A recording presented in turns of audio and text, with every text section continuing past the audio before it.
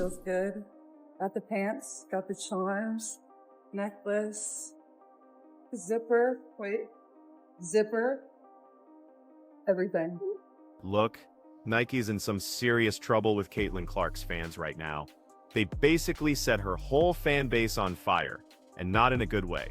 Everyone was super hyped after they showed off her new logo and teased all this cool merchandise, but when fans rushed online to buy it, they hit a wall. There were super limited drops, broken links everywhere, and it was only available in North America. I mean, this deal was huge. The hype was massive, but the whole launch just left people furious. Radio live on WNIK, and as usual, we're talking about Caitlin Clark. Now, that brings us to the big question. Do you think Nike is actually trying to sabotage Clark's fan base with this kind of rollout, or is it just plain incompetence on their part? Shirt is available, but it's not available just yet, but you can be notified for when it does go on sale. I can only imagine it's going to get sold out lickety-split. So, here's what happened. Caitlin Clark just signed the biggest deal of her career, and Nike rolls out her new CC logo. Naturally, fans are thinking, okay, finally, shirts, hoodies, all the gear we've been waiting for. But instead, they just hit a wall of error messages, sold out warnings, and customer service emails telling them, nope, not available in your region. And get this, if you're a fan overseas, forget about it completely. They were totally blocked. That's not how you celebrate a star. That just feels like sabotage. Released next year in 2026. Some people think it's very clean and sharp, and a lot of people are critiquing it, saying it kind of looks like a Gucci ripoff or like a Coco Chanel ripoff, and that it's lifeless and boring. When really it's hard to tell what a logo is going to be like until it gets placed on the shoe or the product. Like the Asia One logo here is kind of just a weird logo by itself. It seems very like asymmetric, but once you do see it on the Asia One shoes, it doesn't look that bad. I saw someone comment how right in the middle right there, it's like kind of like a snake eye, very like Mamba mentality.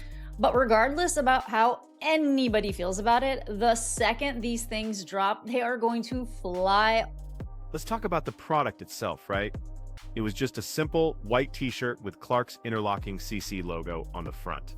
It was priced at $40 in the US market, which honestly, that's fair. Not insane for Nike standards. But here's the catch. Fans couldn't even buy it. The links they clicked just sent them to blank pages. If you searched on Nike's website, it would say, no products found. Some people actually got pre-order confirmations only to receive cancellation emails just hours later. It was total chaos out there. And then there's the international crowd. I mean, fans in places like Ireland, Canada, the UK, and Australia, folks who have been supporting Clark since her Iowa days. They were completely shut out. This product was only available in the US and Canada. Think about that. Nike called her a global ambassador, but then blocked half her global fan base from even getting her gear. That's not global, that's just lazy, and the backlash was immediate. People were flooding Twitter with screenshots. No products found, app not working, can't check out. Fans who stayed up all night to order were left empty-handed. Overseas buyers pointed out that importing the gear would cost them double after shipping, taxes, and duties. Meanwhile, Nike's CEO is out here praising Clark for her worldwide impact. The irony there couldn't be thicker. What really hurt fans was feeling like Nike just didn't care. This wasn't some surprise sneaker drop for hypebeasts. This was Caitlin Clark's first official logo release, a once-in-a-career debut, and Nike completely botched it, treating it like just another cheap t-shirt, limited stock, minimal promotion, and a terrible rollout. For a player who's single-handedly boosting WNBA ratings, this is just insulting. Some even believe it was deliberate. Why? Because controversy creates buzz, right? If fans are angry, they're talking. And if they're talking, Nike gets free publicity. We couldn't get Caitlin Clark's shirt trended on Twitter. Articles got written, YouTube videos went live, Nike's brand name was everywhere. That kind of viral attention is priceless. So, the theory is that Nike sabotaged the availability to generate noise. And guess what? It worked. But here's the problem. Alienating your biggest fan base long-term is super risky. Clark's fans are loyal. They'll buy jerseys, shoes, hats, posters, everything. But if their first experience with her Nike collection is pure frustration, that loyalty gets seriously tested. Some fans have already said they'll just wait for resale or skip the gear entirely. That means lost revenue, lost trust, and a ton of lost goodwill. And get this, the funniest meltdown came from so-called Clark supporters online who suddenly complained the shirt was overpriced. I mean, one guy in Ireland ranted about the scandalous $40 price tag. Really? The same guy has made 6 figures off Clark content, but $40 is too much for a shirt? Please. Fans saw right through it. His rant wasn't about the shirt, it was about clout, and it just gave free ammo to Clark's real defenders. The irony is, $40 for a Nike signature drop, that's actually cheap. Go check the outlet store. Most shirts are $35. Add Clark's logo, her star power, and her impact. $40 is a steal. People gladly drop $100 for easy slides. But suddenly $40 for Caitlin Clark's debut shirt is robbery? Come on. Even if the price is fair, the rollout itself was absolutely not. Nike hyped Clark as this luxury sport crossover, a brand that blends basketball with high-end fashion. And what did they deliver? A single t-shirt. No hoodies, no shorts, no accessories, just one shirt. Fans expected a whole collection, maybe even some cool colorways, like Iowa Gold or Fever Navy. Instead, they got one piece of cotton, with a logo slapped on. It felt so lazy. Meanwhile, Angel Reese's fans were of course gloating. Her logo is better, her rollout was smooth. Clark's merch is just hype. That rivalry fuels everything, and Nike knows it. By dragging out Clark's collection, shirts in September, full apparel in October, shoes not until 2026.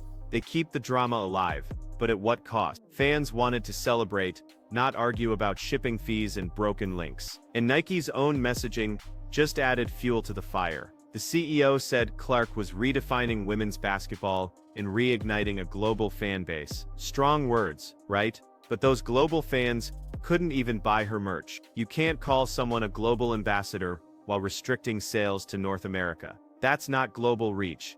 That's regional laziness dressed up in PR spin. And fans definitely noticed. The comment sections blew up. How can you call her global when I can't even order a shirt in London? Global means worldwide, not just the US. These aren't nitpicks. They're legitimate complaints. If you're going to market Clark as bigger than basketball, you have to deliver access that's bigger than just North America. And at the same time, US fans had their own set of problems. Sizes sold out within hours. Bots scooped up inventory. Resellers were already posting shirts for $120 on eBay before half the actual fans even had a chance to check out. It looked sloppy, totally unprepared, and amateurish. This isn't Nike's first launch, guys. They know how to handle demand. They just didn't care enough to do it right. That's what makes fans feel genuinely sabotaged. This wasn't incompetence, it was indifference. Clark's fan base is massive. Nike had months to prepare, but instead of a smooth rollout, they just created frustration. Whether it was intentional or not, the result is the same. Fans feel let down, and Nike looks completely out of touch. So let's cut through all the Nike PR fluff and talk about what really happened here. Nike wanted Caitlin Clark's rollout to feel exclusive. They wanted that luxury drop vibe, more Louis Vuitton than Dick's Sporting Goods. That's why the logo looks more like a high-end brand stamp than a classic sports emblem. 2 interlocking C's, bold, sleek, minimalist. It screams fashion collab, not just another team tee. On paper, that idea works. Elevate Clark beyond basketball. Make her a true crossover star. But the execution? A total disaster. Nike leaned into scarcity instead of accessibility. That strategy works for Jordans, where half the fun is complaining about taking L's on release day. But Caitlin Clark's fans aren't sneakerheads who camp out online every Saturday. Her fan base is families, college kids, middle-aged dads, and teenage girls who just want to wear a shirt with her mark. Scarcity doesn't create hype in that market. It creates pure anger. And that's exactly what happened. Think about the rollout timeline for a second. September 1st, one shirt. October 1st, full apparel collection. And then her signature shoe. Who on earth launches a brand around a player this hot and then tells fans they have to wait 2 years for the shoe. That's like Apple announcing the new iPhone today but saying you can't buy it until 20. Nobody's gonna hold that much hype for that long. Nike is trying to drag this out like a Netflix series with way too many filler seasons, and fans are already annoyed. The sad part is, they didn't even need to do this. Clark's fan base is so big, she could sell socks and lanyards, and still move tons of units. They could have rolled out shirts, hoodies, hats, and shorts all at once and made millions in the first week. Instead, they just trickled one single product into the market and left fans empty-handed. It's either pure arrogance or total incompetence. Either way, it just feels like sabotage. Then there's the global issue again. Nike's CEO, Elliott Hill, called Clark a global ambassador for the game. Bold words. But what's global about a rollout that completely locks out Europe, Asia, and half of Canada? Fans overseas literally couldn't buy the shirt. The Nike site in Europe only offered some WNBA shorts and an Asia Wilson shoe, and that was it. Imagine hyping Clark as the face of women's basketball around the world, then making her gear US only. It's so tone-deaf, and the backlash was definitely not quiet. Overseas fans posted screenshots of empty Nike pages, errors and customer service replies telling them, "Products not available in your region." It's hard to take the global ambassador line seriously when a fan in Dublin can't even order a. Fans weren't asking for custom shoes shipped overnight. They just wanted access. And Nike said no. Meanwhile, resellers cleaned house. Within hours, Clark's shirt was all over eBay, and StockX for triple the retail price. Fans who couldn't buy directly had to watch scalpers profit off their loyalty. And again, Nike knows this game. They've dealt with it for decades in sneaker culture. They know how to prevent botting, but they didn't. Why? Either they didn't bother to protect Clark's fans, or worse, they actually wanted resell chaos to boost the illusion of demand. Now let's compare Clark's rollout to her peers. Asia Wilson's line with Nike had a slower start, but at least it included variety: shoes, apparel, and accessible drops. Sabrina Ionescu's collection included a shoe that launched globally, not just in one region. Even Angel Reese, who signed with Reebok, is getting a push that looks really organized. And Clark, the biggest draw of them all, she got a broken website and a single shirt. How does that even make sense? It really feels like Nike just totally underestimated how rabid Clark's fanbase. They treated her like a star, but not like the star. They thought dropping one product would create enough noise to last until October. Instead, it created pure outrage. Fans don't want noise, they want gear. They want to represent, and when they can't, that anger turns directly on Nike. That's the danger of a mismatched strategy. The irony here is that Clark herself has done absolutely nothing wrong. She signed the deal, posed with the gear, and let Nike handle the rollout. Fans aren't mad at her, they're mad that Nike's handling makes her look inaccessible. It's not Caitlin Clark's fault that overseas fans can't order her shirt. But when you're the face of the product, that frustration always splashes back. Nike's mistakes risk tainting her shine,